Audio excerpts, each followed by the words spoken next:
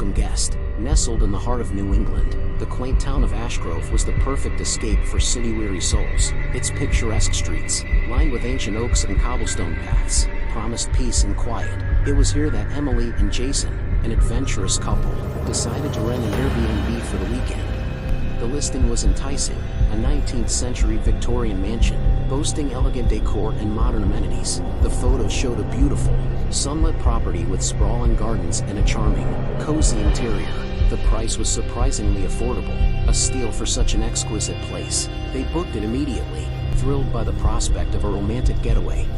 The couple arrived at dusk, the mansion looming grandly against the twilight sky. Emily shivered as a cool breeze swept through the trees, their leaves rustling like whispers. Jason squeezed her hand reassuringly as they approached the front door, which creaked open with an eerie slowness, as if reluctant to let them in.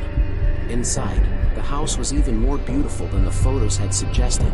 Antique furniture adorned the rooms, and a grand chandelier hung in the foyer, its crystals catching the dim light and casting rainbows across the walls. Yet, there was something off, a coldness that seemed to seep from the very walls.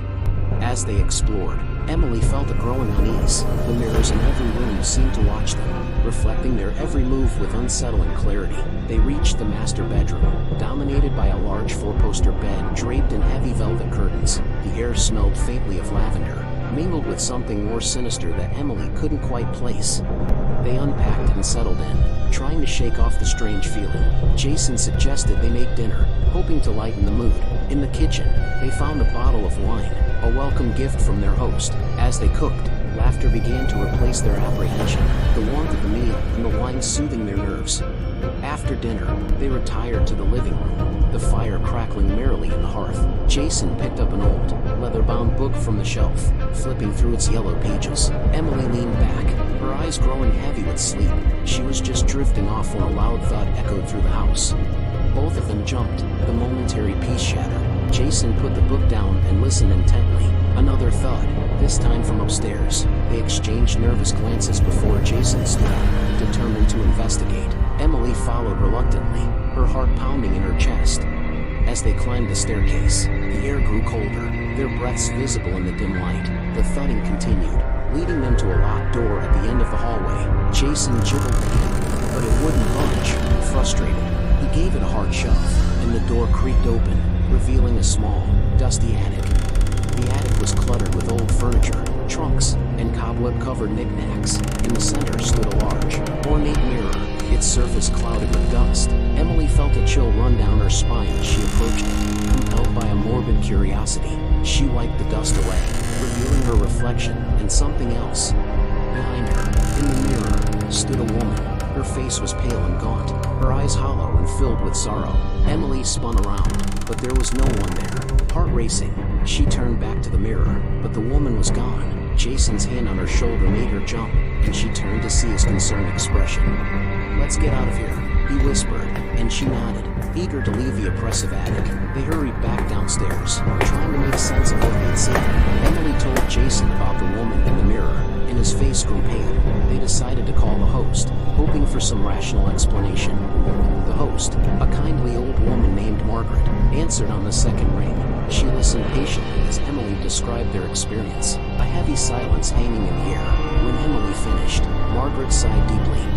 "I'm sorry you had to see that," she said softly. "There's something you should know about this house. It belonged to my great-aunt, Eliza. She lived here alone for many years after her husband disappeared. She was heartbroken, and some say her spirit still lingers, searching for him." Margaret's words sent a shiver down Emily's spine. She thanked the host and hung up, turning to Jason with wide eyes. They decided to leave first thing in the morning, not wanting to spend another night in the haunted house.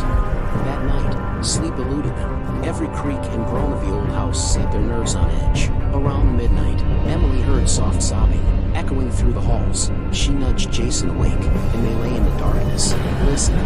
The sobbing grew louder, more desperate. Unable to bear it any longer, they followed the sound to the attic door, now inexplicably open. The sobbing came from the mirror, where the woman's reflection appeared again, her sorrowful eyes meeting Emily's. This time, Emily felt a deep empathy, her fear giving way to a strange connection. Eliza Eliza?" she whispered, and the woman's reflection nodded. Emily felt a rush of sadness, understanding that Eliza was trapped, her spirit unable to find peace. She took a deep breath and spoke softly. "Eliza, we're here to help. Tell us what you need." The sobbing stopped, replaced by a profound silence. Eliza's reflection reached out, her hand pressing against the glass. Emily hesitated, then reached out to meet it. As their hands touched, a blinding light filled the attic. Emily felt a surge of emotion, grief, love, loss, before it faded, leaving them in darkness. The mirror was empty, the oppressive coldness lifted, replaced by a sense of calm. Jason and Emily stood there, holding each other, knowing they had set Eliza free. The next morning, they left Ashgrove, the mansion behind them, forever changed by their encounter. They never spoke of it again, but sometimes, in quiet moments, Emily would see a flicker of light in a mirror, a reminder of the soul they had helped to find peace.